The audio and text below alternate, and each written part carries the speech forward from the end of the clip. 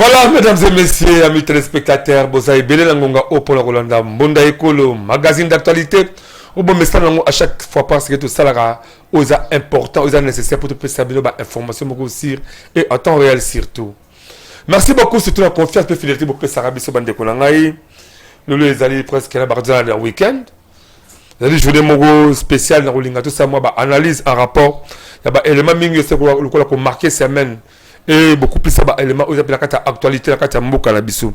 To beta masolo o est beaucoup plus prorogation à état de siège né tout ça les makuna à niveau ya Sénat déjà outil ko adopté en déjà parce puisque les ala qui dossier moi na mboka Costa Muta ma ministre justice qui avec maki okuna carte ya Sénat beaucoup plus to babasu makambo o ya eza ko le kala niveau ba mo bondo kuna na plateau débat teke donc mutumo abosani ngote comment est-ce que makambo le loto qui presque 2 ans ngoyo mais moi de conseiller belé ici ko kende na ba dossier on peut aux makambo Italie province ya Tanganyika comment est-ce que gouverneur province ya Tanganyika kutala kina chef d'état-major général ya FRDC on a kati ya na kakokolo ba beta masolo en rapport à Italie sécurité ya province Rwanda mais avant de d'abord qu'on peut faire analyse ya makambo auto proposé pour la bino moko le rolinga d'abord tout le niveau à régie aba c'est sport publicitaire moko ya fondation Jonathan Sango bazali wana juste aussi pour na kosunga bando ke belé la carte ya République démocratique Congo et en particulier ville professeur Kinshasa surtout et télé social fait alipasia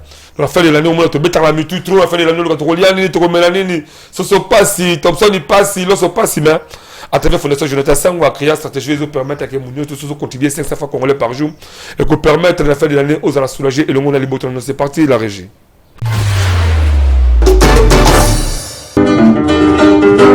Ndeko ya Congo, papa, maman, élégué.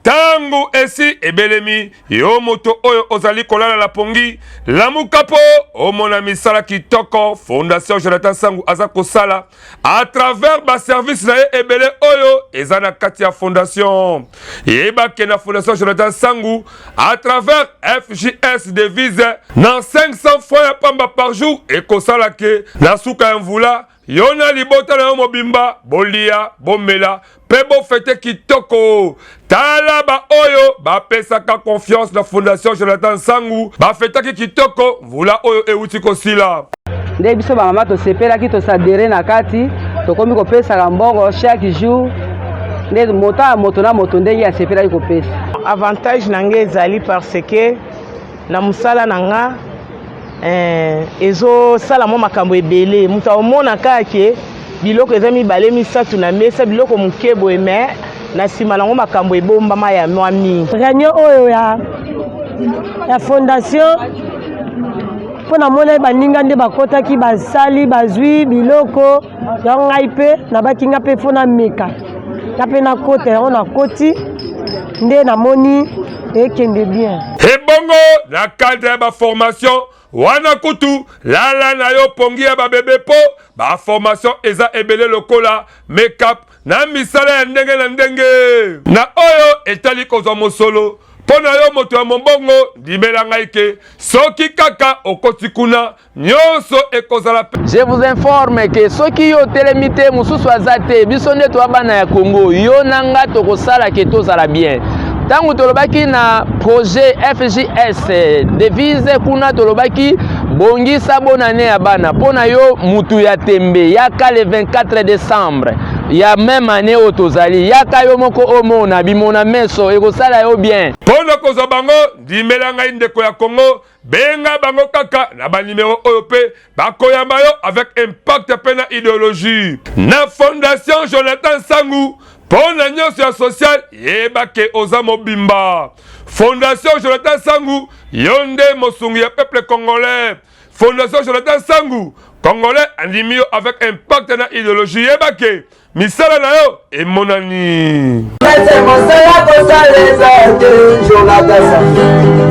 de retour sur ce plateau exceptionnel ya Mbonda Ekolo magazine d'actualité to kotsikoyo na beya masolo autoboxi la kati ya mokalelo ya kati ya Mbonda Ekolo la kito bota kabo état de siège to yebi comment est-ce que chef de l'état mutu alinga ki masolo les salles ma puisque ba mula ki na niveau ya deux provinces to kola Ituri na Nord Kivu ezaki beaucoup plus menacé na ba théâtre sa makuna ya ba agression rwandaise omolike et ça que Bokozamboka a trouvé idéologie wana ko créer état de siège za kuna po baluka ko bunda baluka ko menacer on va créer des zones de kuna mimi ngeza balani ba rebelle à M23 na ba RDF ezali ba soda rwandais ba bongo ba côté ko ba les autres M23 pour baluka ba créer ba insécurité côté kuna de manière que baluka ko piller ba sous-sol ya biso ya Congo.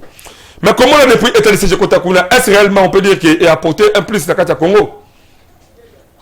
Tout le monde est oyo ba Congo est belé ba tiki bisika la bango pas plus qu'il va le baka madame moto zola lanzala mais ozala kibia ne sika na yo de même de quoi tu dis que le bazola lanzala ba saki kimia ne bisika la bango ba ko fona ba kamba réfugié c'est presque ba congolais bisu super bazala kati ya masolo ba continue kati ya circuit wana oya ko créer ba insécurité la partie est ya mboka récemment docteur comme on a alias fleuve Congo j'espère il y a moi congolais nanga moi que ça congolais ala congolais mais à s'associer na ba rwandais pour le luka pour détruire mboka na mo Congo. Or le moment où on va créer la désordre wana ezali ba congolais bazo kufa mais le bitan ko luka ko mboko pour diriger banani mais ba congolais nanga wana pe baza ebele jusqu'à aujourd'hui na kati ya mboka na sokata Kinshasa a na kati ya ba institution ya mboka ozo c'est réellement que ba service de renseignement et là de bango po ko mona pe bango bali le oyo to lukaka tozwa président des pères et des mères zali makambo na ko constater mututa le bango des pères et des mères toujours Félix Tshisekedi o to yebi papa na ye to yebi maman na ye d'abord père à son nom mais papa Tshisekedi wa mulumba to yebi pe pa la bango ne les ala keno au sali mabe to ko fundo pa la bino le to yebi président famille Félix Tshisekedi bobimba des pères et des mères. Mais qu'est-ce qui fait qu'aujourd'hui, jusque-là, bah, désordre, la partie est aussi latée. Bah, non, bah, bah, si bah, désordre, on a. Bah, comme on a dit, on va s'associer. Na ba nguna na biso ba Ougandais na ba Rwandais pour le truc Congo mboka na biso moko. Mais tant que le bakelo truc à développement mboka. Mais en attendant que ba comme les tout ça la difficulté. Toi comme on a récemment pour la vendredi 20 septembre 2024 comment est-ce que moi d'abord constat Moutamba train de déposer en okuna les va sénat peut adopter loi là alors majorité ba sénateur ba pouvoir qui ont de même manière au niveau de l'Assemblée nationale chez ba ça parlement ba pouvoir qui ont mais elle on a porté ça nini et ça dit que il faut que sur la régime ko luka kimi la kati ya mboka oyoyo yo oyoyo que c'est vraiment un vrai Congolais un vrai patriote ngongango luka obongo la moteba. Parce que tant que le baquet, tant que c'est la diable était, diable est diable bien. Mais pourquoi diable est habitué à Congolais, à diable est très compliqué que le diable est pas mboka mindele. Diable est mboka mindele, diable est passable, diable est compréhensif. Mais diable est Congolais, diable est très rigoureux, bouté au bébé l'équipe makasi. Donc diable est Lucifer en Congo qui t'a Congo, dans l'équipe Lucifer tout le monde qui le monté dans ma baie. Ou bien c'est que même Lucifer a opéré la carte Congo, a opéré mon Kimobimba. Mais si réellement que c'est que Lucifer mon quoi. Mais pourquoi on a besoin de Lucifer mon thème ma beko les cas. Comment on a connu l'ambo à payat? Et c'est sûr. Malgré que Rambo a mondé pas ses aliments, c'est pas ses ambo à payat. En tout cas, c'est la pote d'être le calme à prière terre. Pour le haut que même dans l'église, pasteur a le but qui a la queue comme des poteaux. Là si tu as bien tabac que ça la gêne à un mois, ou préféré là dans un peu que des poteaux. Mais comment diable à la carte? Mais pourquoi diable est poteau à passable à des mots compréhensifs que le cabisso? Vous allez diable été. C'est que yonanga ni toi mitema ma bien on va passer en tout cas votre cabinet va comme habitu ba ko bela to bela mo ni ma be to bo ke na moto to bo ke to lié to bo ke bo lié chaque jour bo bo ke na moto chaque jour ba ka peka chaque jour bo ko peut-être na moto bitu na katela na na bimisa kai kala ba polo ba bolo kwango le lié c'est ta bo ke na moto mais le goût adibi libanda na bimisa kai. Tout ce qui a combattre le diable, tout ce qui est diable été. Diable sali yonangai. Tant que yonangai tu sais ba valeur à Bolivie à Congo té. Tant que yonangai tu sais ba comment est-ce qu'on peut se soutenir main dans la main. Nous sommes la diable azobo te besika wana. Botango ba poto, bokoli a trop ba poto. Mais il faudrait au moins que vous apporter ma expertise wana en la République démocratique du Congo à travers mes salaires ma responsabilité on va passer à institution en Mboka. Là, il fallait que c'est qu'il y a moi parce qu'il ne doit pas être là éternel. Mais après, il faut tout mettre à zéro. Non. fait ce qui est dans le pouvoir, il y a d'autres travail là, ça là est dans mon thème moko, PC makanisa malamu, accompagner ma responsabilité pour permettre que même maintenant besoin de pouvoir te bilembo na et là c'est réellement que voilà cette personne ici dans mon pouvoir à contribuer que la bata malamu. Mais ben là dans le premier fait c'est qu'il besoin là pour qu'on wifi. Pour détruire moi la bateau. Pour mobiliser ma baie. Bon, ça, je suis Kabila Kabangé. Allez là, car, on a même 15 bons collaborateurs. Maintenant, le risque que moi, c'est que on a même 5 bons collaborateurs. C'est pas ce que les bons collaborateurs, c'est que les bons collaborateurs, c'est que les vous avez vu l'esprit à Djalelo. Bon, je vais attendre que ça me concerne à Télé. Voilà. En tout cas, Congolais, à ça, on le soutient de la Sarah de Liboso. Il faut qu'on ait la vérité. Moi, je suis le premier fait ce qu'il dit. À travers l'émission de la vie de la Bisso, Mokozamboka, Congolais, à Zana, le soutient de la Sarah de Liboso. Pour tout le monde, pourquoi? C'est parce que le Congolais a souffert à niveau à Kana quitté. Congolais oyamba ko motema moyeba ki avec yo nous c'est comme kitoko mais motema na yo eza bolingo ko sunga Congo à travers ba action à travers ba descente to sala à travers ba force ba forme ozo mema masolo mais baye baza zinga na yo à part na bango mingi c'est 100% 80% ça ligne négative or ba retomber sur tout le quoi nani et quoi pas na yo participer mawa ça beaucoup de chance pour Babi, les hommes passent, les institutions restent. Tout le monde au niveau régime, tout l'élément sénateur de voter qui prorogation, loi de la prorogation, il y a état de siège et toujours juste après c'est parti la régie. Nekoya Congo, Bondi Belangaike, et ça qui adopté la Conseil des ministres depuis le 12 septembre 2024. Économie approchée à loi. Portant autorisation et la prorogation état de siège, la province à Ituri et aussi qu'on a présenté et par le sénateur, la plénière à vendredi, le 20 septembre 2024, la ministre d'État, ministre de la Justice, Mwana Costa Moutamba Oyo, après ça qui va explication, il y a objectif, il y a Kolobake, là nous vraiment Moussala et Silikunate, il y a Kokoti Sakimia, d'où est important. Yakoba qui se la bango lisusu baton. Nango bondi melangaike honorable rapporteur du Sénat Azokitan Yakota la correspondance ya président de la République ya le 14 septembre 2024 oyo eza ko sollicité autorisation Yakoba qui lisusu état de siège la province locale ya Ituri pe ya Nord Kivu. Après débat et délibération la chambre haute ya parlement oyo ekumbamaka na maboko na ye moko le président Jean-Michel Sama Lukonde projet ya loi yango ezalaki adopté. Les raisons qui avaient poussé le président de la République à solliciter l'état de siège demeurent à ce jour.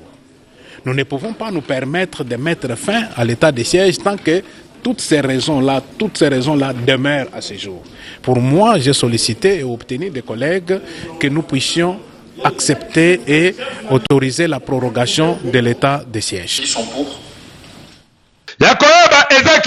Avant même examen à l'Owana, mon mboka Jean-Michel Samaloukonde, Naba sénateur, Basalaki Masolo Ebele au Etali, rentré parlementaire Oyo, de manière que Batambusiango Kitoko avec impact dans l'idéologie. Bebiso. Tobetisika Kambonda. Merci beaucoup, monsieur Kolanda. Élément là, comment est-ce que le Sénat a outil pour adopter état de siège après?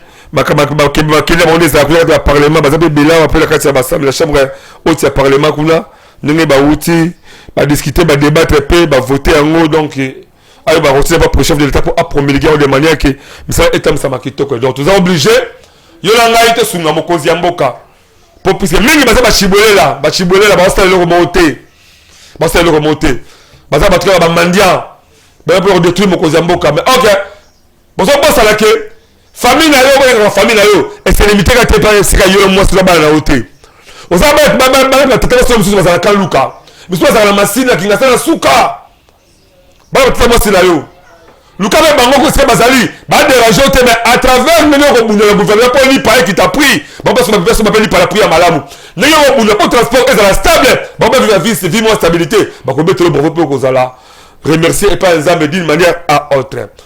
Là maintenant, tout que le niveau à moi l'amboka écrit ma tête avec balancer sur élément et à leader surtout ceux qui ont vraiment un vrai leader dans la vision malin pour la République du Brazzaville en général dans le domaine surtout.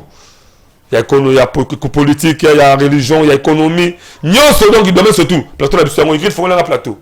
Plateau yango benga biso numéro là. To yamba pour on ça analyse moi malamu to pour présenter ma produit dans ozalango de manière que la population va comprendre la vision avec impact de juste c'est parti de la régie.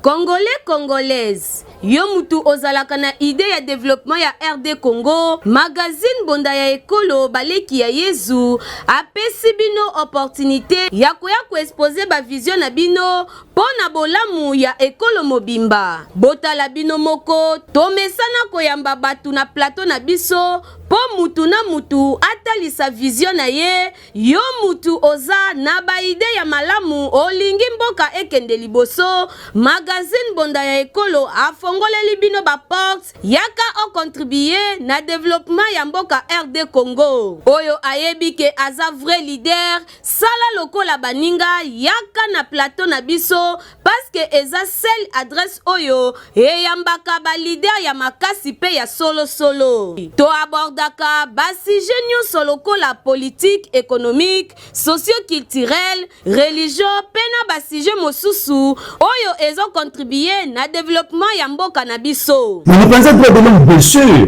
hein, pour la mine, parce que nous tournons Azali au départ. Azali n'a droit, hein, il y a principes fondamentaux, Azali n'a droit, il y a des vrais fondamentaux en tant qu'être humain. Le développement est constaté, Azali au sommet du pays. En plus, Azali ma représentant ya Kwango. Oyo bandima, oyo bazwaka pouvoir, bazongi na ba village, bakeye ba pesi bango pouvoir bota na ndenge to soufa. Tangu na tali dégâts au moto ali salaki, nazaki obligé na landila moto ne kutaki wapi. Ndenge kaka bozali komona, bango pe bazali balide oyo bandimi ko participer na développement ya ba quartier commune pour que mboka ekende liboso. Yango biso na magazine bonda ekolo to bengi ba leader ya solo pe to beteli bango kambonda. Partout c'est quand la commune na bino. Numéro na biso zali yangwana yaka benga biso to koyamba yo to za tatu solo na bino. Voilà, exactement justement un briefing moqué en rapport à l'état des sièges. C'est que les sécurités comme au Italie toujours au moins que l'état des sièges tout seul mais parce que quand les mingi ba gouvernement militaire tout côté toujours la carte militaire avant que les kabota bamo bondo. Bravo le chef d'état-major général ya FRDC moi mboka Christian Chiwewe. Le ngona gouverneur ya Tanganyika. Moi mboka Christian la bossa comme Christian aussi bourgmestre ya Tanganyika. En tout cas nayebi ki moi mboka Kitungwa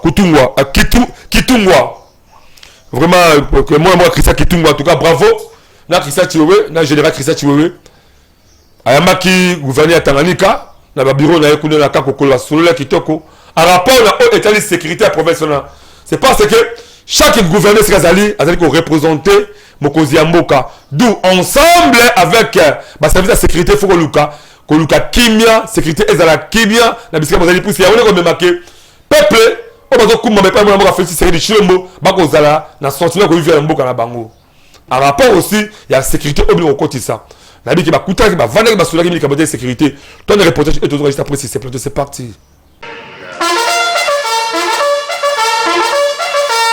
Mwana Congo bondi melangaike mwana mboka Christian Kitungwa Muteba oyo aza gouverneur ya province ya Tanganyika ayambamaki kitoko avec impact na idéologie mokolo ya vendredi le 20 septembre 2024 na chef d'état-major général ya FRDC na camp quartier général ya FRDC oyo eza na ka lieutenant colonel Kokolo bondi melangaike après kozala 3 mois lokola gouverneur ya province wana oyo ezala ba mouvement ya opération Usalama aye kokutana na le général ya Christian Chiwewe po na masolo oyo etali situation opération sécuritaire ya province na ye. Mutu akosa bino te asepelaki makasi après kosolola na bango et surtout que masolo ya kosécuriser province wana eza kosalema kitoko pe baresultat eza komonana à partir opération Usalama. Kaka na occasion wana bonimela ngai ke le gouverneur Kitungwa mwana nzambe a lancé opération na bajani ya Tanganyika po bakota ebele na armée bino moko boyoka nini abetaki mbonda. La sécurité, c'est la situation très importante liée au développement de la province. Comme nous nous sommes penchés pour le développement et surtout que le garant de la nation, le chef de l'État, Félix-Antoine Tshilombo Tshisekedi, ne jure que par la sécurité et la libre circulation de la population. Cette option nous conduit aujourd'hui à rencontrer l'autorité des forces armées pour lui faire part de la question sécuritaire. Il a répondu à beaucoup de questions. Nous avons senti un général aguerri qui a la maîtrise de la situation sécuritaire et cela nous amène à avoir de l'espoir. À cela, je capte un message à adresser à la population du Tanganyika, aux jeunes du Tanganyika, de faire tout, de commencer déjà à se préparer pour intégrer l'armée. En tout cas, sensibilisation à Boye Tokosenga pe na ba gouverneur ebele bo emboîter ba pas demander que ba jeune ebele ba contre FRDC pour la défendre les patries. Ngo bebiso. To betisi kaka mbonda. Bon, tu vas comment est-ce que moi mboka gouverneur ya province ya Tanganyika là le général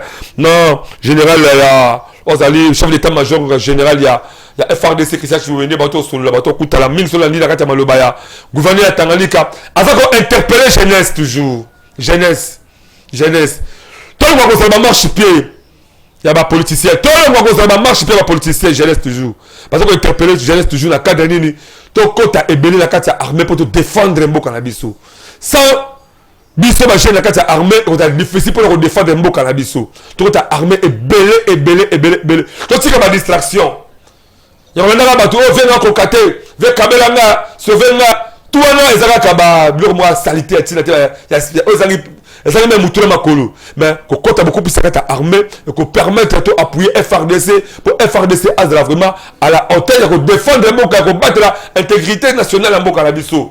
Donc en tout cas, j'ai tout côté belé, là c'est pas vraiment dans discours wana ya gouverneur à Tanganyika. En tout cas, bravo moi mboka ce que vous allez en tout cas, zamé abattre là yo mingi ya koleka. Voilà.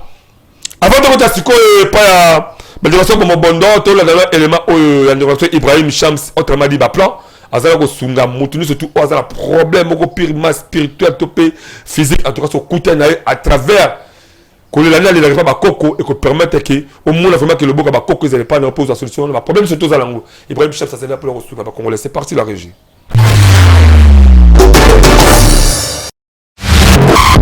Mbote bankolo, mbote kieno bankolo, mbote biaka bankolo, lobola baka mafunda. Mbote na bino bisika bonso bozwami ezangai le coutumier suprême, le coutumier de la nation, Mala Ibrahim Shams ba plan. Nazali moko ya ba coutumier oyo bankoko batindi pona service na bino bantu. C'est-à-dire ba makambo nyonso to ba problème nyonso oyo batu bazana yango, problème ozana ngo ya kimosuni to problème ozana ngo ya molimo. Nde yango bankoko batindi ngai na ya awa pona ya kotalisa bino ba problème nyonso oyo bino bozana yango nde na ba kopesi la bino yango solution lokola bat o bazana problème itali mosolo ya finance ba ope bazana ba problème na bandaku na bango ya bolingo mabala tozo ba kosungela batu basi to mibali ko yeba kosunga bango pona mabala. Et puis mosala ba o bazana posa ko luka mosala to ba o bazana posa ya promotion ne toujours ba ko sungela ngo batu ba musu bazana ba masque de vieillesse ba o bazana posa ya bankodia to ba ko sunga bango na yango ba o bazana posa ya ba domination oza la pasteur ono so bazana katia art ba o basala ka art ko pesa bango succès ba koma na ba niveau o bango balingi tozali ko pesa solution na pouvoir ancestral. Quelle que soit grandeur, il y a problème to likambo oyo ozana yango, ceux qui ont contacté biso bakoko bakopesa yo solution soki ozwi libaku ya kolanda ngai ocontacte nga na mamero nyonso eza wana na barre d'écran ntango ocontacte nga okoyeba kozwa solution ya makambo oyo oza nango. Ezalaki ya bino le coutumier Mala Ibrahim Shams, autrement dit Baplan matondo na bino na ndenge bozwi occasion ya kolanda ngai. Voilà, merci beaucoup boto olanda élément wana sikoyo tozu problème au tali dossier ya ba mobondo na bateki ba mobondo surtout faut profiter ke yaka bateki na ba yaka to ba bango bazaka ba vivre esika moko bazo balana bazo ko botana bazo ko sala na misala ya ndenge ba vivre la vie moko paisible.